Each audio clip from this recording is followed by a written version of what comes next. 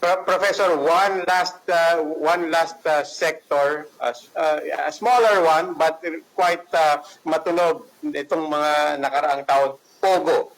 You know, kanina binasa ko lang sa big story about 300 POGO workers were seen in NAIA, all headed out, and the larger story is that this is a common scene now.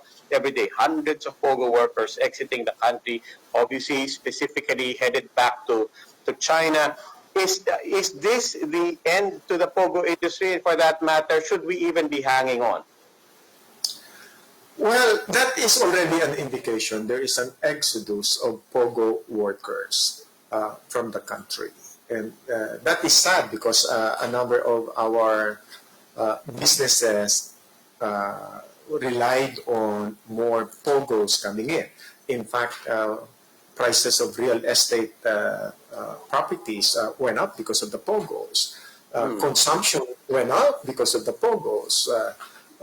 Shopping went up because of the POGOs. But the POGO workers from China, they see our COVID infection continuing to go up, whereas in Wuhan, in Kobe, people are already walking around without a face mask. So why would they want to risk themselves staying here when they can already go home? So I think relying on the POGOs to stay and to come back, I think we may be wasting our time now. It's sad for many. But just as an just as an indicator, I'd like to understand. It indicates what? Is it about the public health situation, their confidence in the public health in the Philippines, or is it about the overall economic and, for that matter, political climate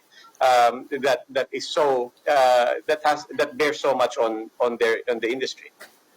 Well, I think it's a combination of a number of factors. Public health in the country is not as good as it is in China. Plus, I think the restrictions are coming down already or hitting them already.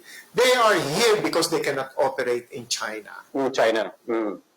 Yeah, they could not. And we gave them an open section. Yes. So, but even China is already on their tracks. You are not allowed to operate here. You cannot operate anywhere.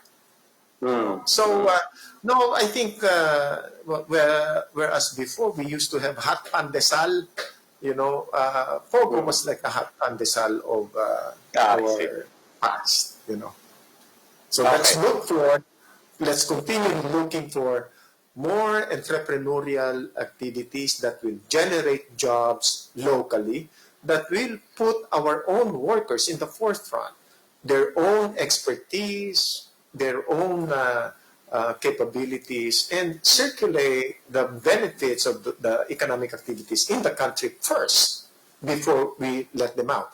What has been happening was that we sent our overseas Filipino workers to earn dollars that they sent back.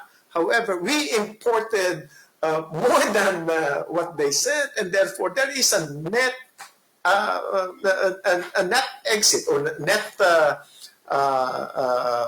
use of the money that they brought in. They're all out. They're going out. There's not enough savings coming in.